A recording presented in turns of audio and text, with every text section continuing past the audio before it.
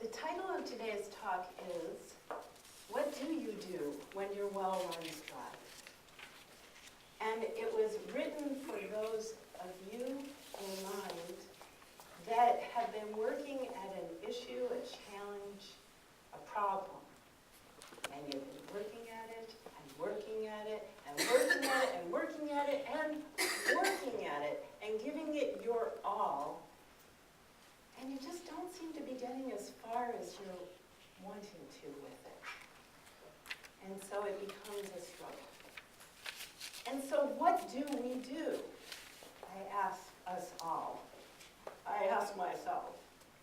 What do we do to find inner reserve so that we can stay the course and achieve the goal?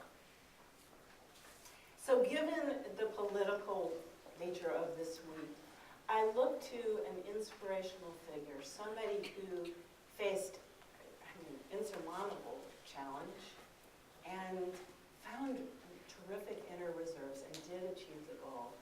And that was Abraham Lincoln, an amazing man. And so what prompted this is that I happened to see a PBS special called God in America. How many people saw that special?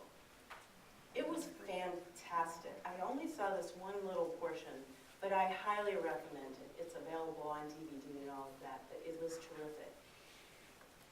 The way that they portrayed Lincoln's term in the White House was so very different than I had heard about. Maybe you were familiar with it this way, but I would like to relay this to you. And it shows a man who really, amidst national struggles and personal tragedy, transformed. But with him, the whole nation lifted into a new consciousness. So, let's go back to that era, 19th century. In that time, white Americans believed that God had chosen this country. I mean, you think of the background being people looking for religious freedom were the founders of this country. Well, they believed that God had chosen this country to be an example in the world, and that there was a special destiny for America. There was a unity in that vision.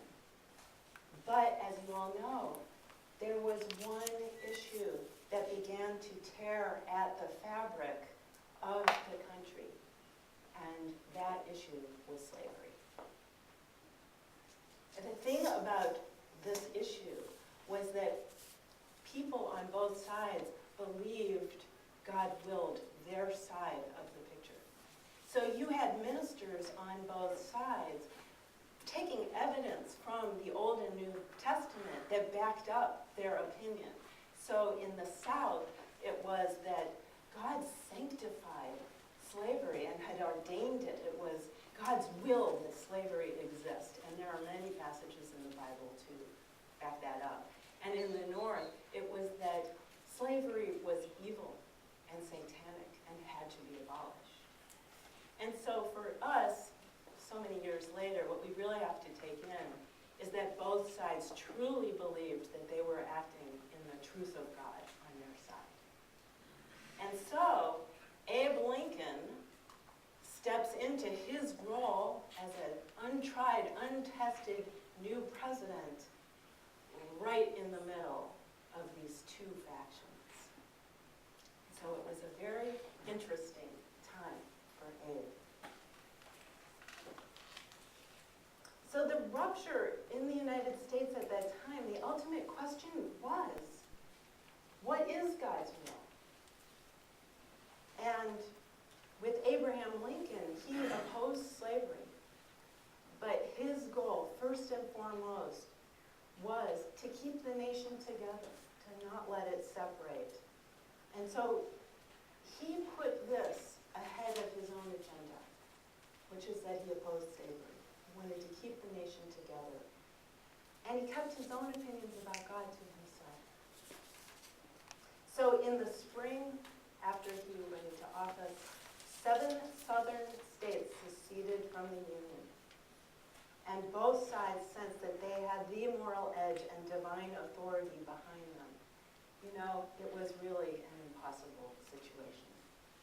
Would you mind saying that with me? It was an impossible situation. And it was the ultimate question that was at hand for him. What was God's will? You can imagine that he asked himself that question. So, as above, so below, in this case, the nation had this one unifying vision. We as individuals have one unifying vision. We believe that some greater good is for us. It may be that we can live in the health that we believe we deserve. It may be a business that we're starting up, that we believe it's our purpose to make that business happen. It may be our finances, our work, every area of our life. We might have that one issue that we have that vision. But after time, there's different factions. You know what I'm talking about in your head? It's not so working so well. Maybe I should compromise my vision. Maybe I need to accept my situation at the level that it's at. Maybe it's not just meant for me.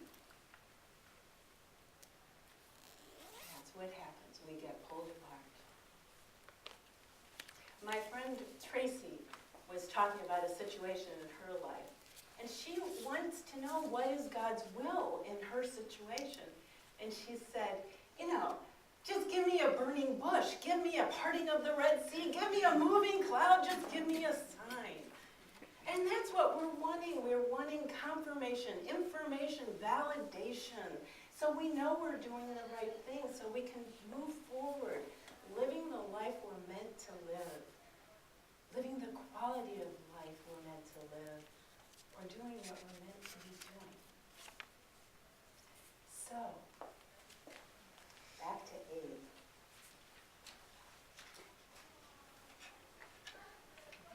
What was his concept of God? He didn't take on Christianity's description of a personal loving God. Abe Lincoln was suspicious of emotion. He wanted to use reason and intelligence in everything that he thought and did. And how he perceived God was more like a watchmaker that set everything going and then let it run, but stood back and watched as it unwound and would not intervene.